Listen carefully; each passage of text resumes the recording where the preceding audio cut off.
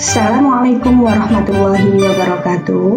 Perkenalkan, saya Mutiur Rahma SE, calon guru penggerak angkatan 9 dari IPTD 1 SMPN Sukorambi, Kabupaten Jember, Jawa Timur. Di sini saya akan menyampaikan tentang koneksi antar materi, kesimpulan dan refleksi modul 1.1 yang akan kita bahas pada kesempatan kali ini. Yang pertama, apa yang Anda percaya tentang murid dan pembelajaran di kelas sebelum Anda mempelajari modul 1.1? Yang kedua, apa yang berubah dari pemikiran atau perilaku Anda setelah mempelajari modul ini? Dan yang ketiga, apa yang dapat segera Anda terapkan lebih baik agar kelas Anda mencerminkan pemikiran Ki Hajar Dewantara. Sebelum kita memulai pembahasan, terlebih dahulu kita harus mengenal pendidikan dan pengajaran. Pendidikan dan pengajaran satu kesatuan yang tidak bisa dipisahkan dan dipakai secara bersamaan. Pengajaran adalah bagian dari pendidikan. Pengajaran itu tidak lain adalah pendidikan dengan cara memberi ilmu atau berfaedah buat hidup anak-anak, baik lahir maupun batin. Sedangkan pendidikan diartikan sebagai tuntunan dalam hidup tumbuhnya anak-anak. Menurut PhD, pendidikan yaitu menuntun segala kodrat yang ada pada anak-anak agar mereka dapat mencapai keselamatan dan kebahagiaan yang setinggi-tingginya, baik sebagai manusia maupun sebagai anggota masyarakat. Pemikiran Ki Hade sangat luar biasa, terutama tentang pendidikan yang berpusat pada murid atau student center. Tugas kita sebagai seorang pendidik adalah harus mengutamakan pendidikan sesuai dengan kebutuhan peserta didik dengan metode dan pembelajaran yang inovatif dan bervariasi, dan harus sesuai dengan minat dan bakat murid. Semboyan Ki Hajar Dewantara yaitu Inarso Sintulodo, Inmatio Mangunkarso, Tutwuri Handayani, yang artinya di depan memberi tauladan, di tengah menyemangati, dan yang di belakang memberi dorongan. Kita sebagai pendidik hanya memfasilitasi murid dan menuntun murid ke arah yang lebih baik, memberi tauladan baik dalam perkataan maupun perbuatan.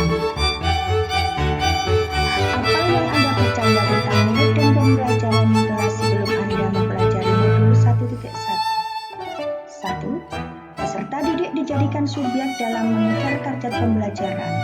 2. Tidak memperhatikan karakteristik peserta didik sesuai dengan kodratnya yang memiliki cipta, rasa, dan karsa yang berbeda-beda.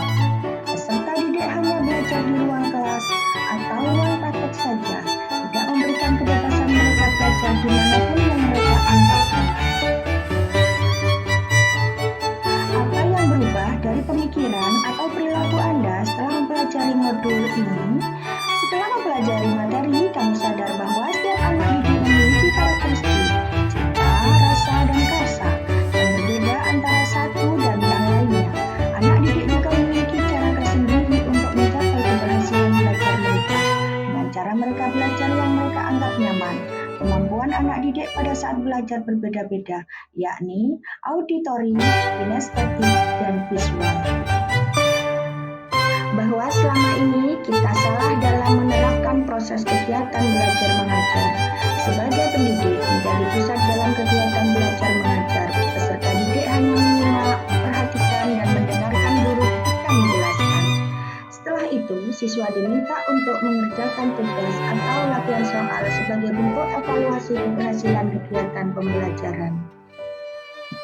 Sedangkan Ki Hajar Dewantara mengajarkan tentang bagaimana memperlakukan anak didik sebagai manusia, makhluk dan benda hidup dalam kegiatan pembelajaran, bagaimana memberikan kebebasan, kemerdekaan lahir dan batin pada mereka dalam belajar sesuai dengan kodrat mereka, yakni potensi dan karakter mereka. Ki Hajar Dewantara telah menyadarkan kita sebagai pendidik tidak membatasi anak didik kita dalam berrekreasi, berpendapat, berinovasi, dan mengembangkan pengetahuan dan kompetensi yang mereka miliki, yakni menuntun dan membimbing mereka untuk dapat mengembangkan kompetensi dan pengetahuan mereka agar tidak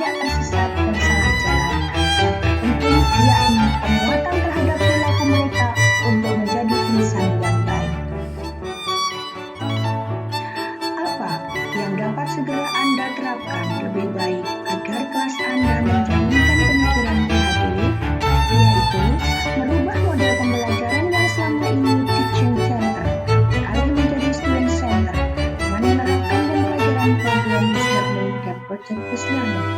Memperbanyak kegiatan pembelajaran dengan diskusi kelompok dan diskusi antar teman sehingga peserta didik aktif dalam belajar. Ruang belajar pun tidak hanya dibatasi pada ruang kelas dan ruang praktek sekolah saja.